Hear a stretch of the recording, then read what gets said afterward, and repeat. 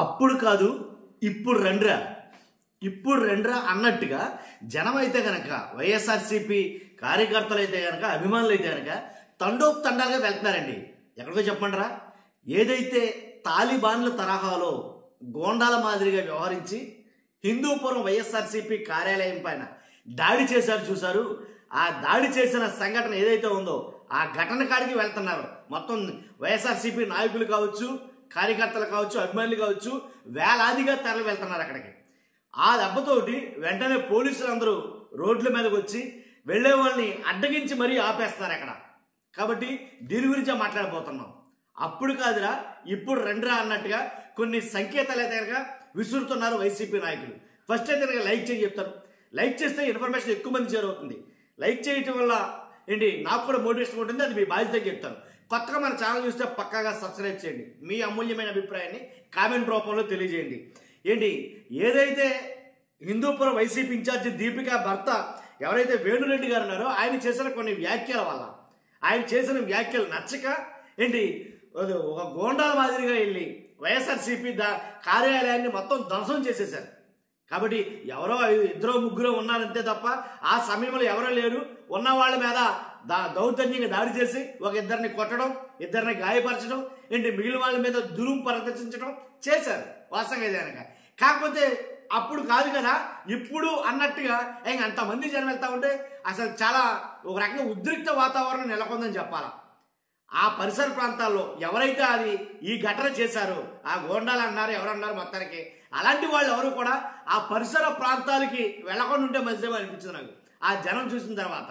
అంతమంది జనం అయితే కనుక అసలు ఏంటి వెళ్తానే ఉన్నారు. చాలా మటుకి పోలీసులు ఆగుతున్నారు. ఎవరెవరినంటే కనుక ఏదైతే దాడి నేపథ్యంలో పార్టీ కార్యాలయం పరిశీలనకు వెళ్తున్న మాజీ ఎమ్మెల్యే కేతిరెడ్డి పెద్దారెడ్డి గారిని పోలీసులు అడ్డుకోవడంతో రోడ్డు మీద కూర్చుని బైఠాయించి నిరసన తెలియజేస్తాడు ఆయన. ఆయనతో పాటు జనం ఉన్నారనుకోండి. కాబట్టి ఎంతమంది జనం వెళ్తున్నారు, ఎంతమంది జనం ఉన్నారనేది నేను వెనకాల ప్లే చేస్తాను. ఆ వీడియోని చూస్తే మీకు అర్థమవుతుంది. జనం చూశారు కదా ఎలా వెళ్తున్నారో. కాబట్టి అంటే ఖచ్చితంగా చూపించాలి కాబట్టి మరి ఇప్పుడు వస్తారంటారా. కాబట్టి ఆయన మాట్లాడిన మాటలేంటి, ఎక్కడో ఉంటాడో హైదరాబాద్లో ఉంటాడో, హైదరాబాద్లో ఉండి 40 సంవత్సరాలుగా బయట ఉన్న వాడికి అవకాశం ఇవ్వడం ఏంటి. కాబట్టి ఖచ్చితంగా ఉన్న ఊరు వాళ్ళు ఈ నియోజకవర్గ ప్రజల్ని చూసుకోవాల్సిన బాధ్యతలు ఉన్న వాళ్ళం కాబట్టి మాకు ఒక అవకాశం ఇవ్వండి అనేది కనుక ఆయన మాట్లాడడం జరిగింది. అంతే కదా ఆయన మాట్లాడింది. కాబట్టి దానికి అంత రాద్ధాంతం చేయటం దేనికి అన్నట్టుగా చాలా మంది అయితే మాట్లాడుతున్నారు. కాబట్టి చాలా రాద్ధాంతం చేశారు. మొత్తం దేవుడి విగ్రహాలు, దేవుడి ఫోటోలు పగలగొట్టేశారు. ఇలాగ చాలా అయితే కనుక మొత్తం ఆఫీసు మొత్తం ఫర్నిచర్ ధ్వంసం చేసేశారు. అలాగే రాజశేఖర రెడ్డి గారి సంబంధించినటువంటి ఒక విగ్రహం ఉంటే ఆ విగ్రహాన్ని కూడా బదలగొట్టేశారు.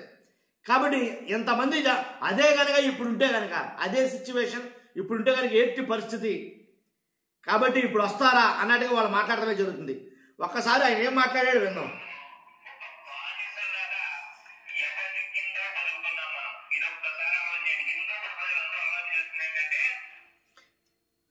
ఎవరి కిందో బానిసల్లాగా 40 సంవత్సరాల నుంచి మనం బతుకుతున్నాం అంటే ఎవరో కాదు, దీపికా భర్త గారు వేణురెడ్డి గారు మాట్లాడిన మాటలు చెప్తున్నాను నేను. ఎవరో కింద బానిసల్లాగా 40 సంవత్సరాలు మనం బతుకుతున్నాం.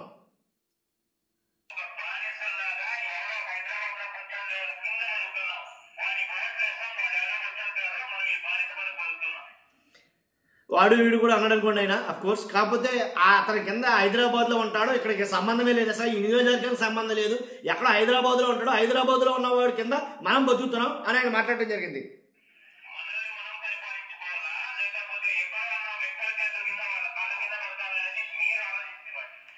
మనల్ని మనం పరిపాలించుకోవాలా, ఎవడో కింద మనం బతకాలా, మీరు ఆలోచించుకోండి అనేది మాట్లాడతారు. ఇప్పుడు వాడు వీడు అన్నందుకైనా అంత కోపం వచ్చిందని నాకు అర్థం కాల.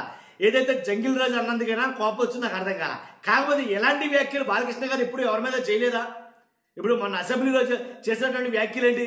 బాలకృష్ణ గారు జగన్ గారిని కానీ చిరంజీవి గారిని కానీ మాట్లాడిన మాటలేంటి? మరి అలా అంటే వెళ్ళి ఆఫీసు బద్దలు కొట్టే ఇచ్చా, అలా అంటే టీడీపీ ఆఫీసు బద్దలు కొట్టే ఇచ్చా కాదు కదా.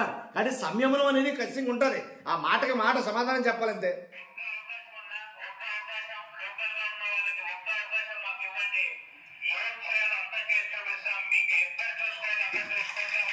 ఒక్క అవకాశం ఇవ్వండి, మాలాంటి వాళ్ళకి, లోకల్లో ఉన్న వాళ్ళకి మీకు ఏం పని చేయాలో, ఎలా చేయాలో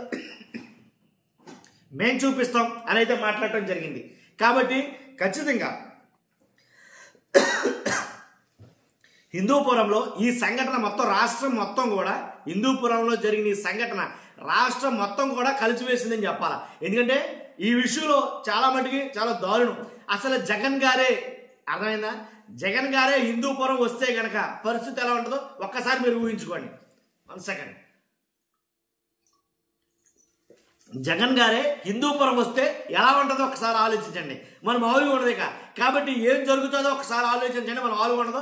చాలా మటుకి చాలా మంది మాట్లాడుతున్నారు, జగన్ గారు హిందూపురం వస్తారు వైఎస్ఆర్సీపీ కార్యాలయానికి అనే ఒక పర్యటన ఉండబోతుంది. ఎక్స్పెక్ట్ చేయండి. మన ఊహలకు అందుతుందా? అసలు అక్కడ జరిగిన దాడి నేపథ్యంలో జగన్ గారు కనుక అక్కడికి వస్తే కనుక ఏం జరుగుతుందో, ఏం జరగబోద్దో ఒకసారి ఆలోచించండి. కాబట్టి అలాగే బిహేవ్ చేస్తే కనుక, అంటే వాళ్ళ మాదిరిగానే జగన్ గారు కూడా ఆలోచించి అలాగే బిహేవ్ చేస్తే కనుక ఏం జరుగుతుంది రాష్ట్రం? కాబట్టి ఏదో మనం మనం ఆధిక్యంలో ఉన్నాం కదా అని, మన అధికారంలో ఉన్నాం కదా అని ఏది పడితే చేస్తే చెల్లుబాటు అవుతుంది అనుకుంటే అది పొరపాటే అని మాట్లాడుతున్నారు ఇప్పుడు వైఎస్ఆర్సీపీ నాయకులు, అక్కడ శ్రేణులు అందరూ కూడా.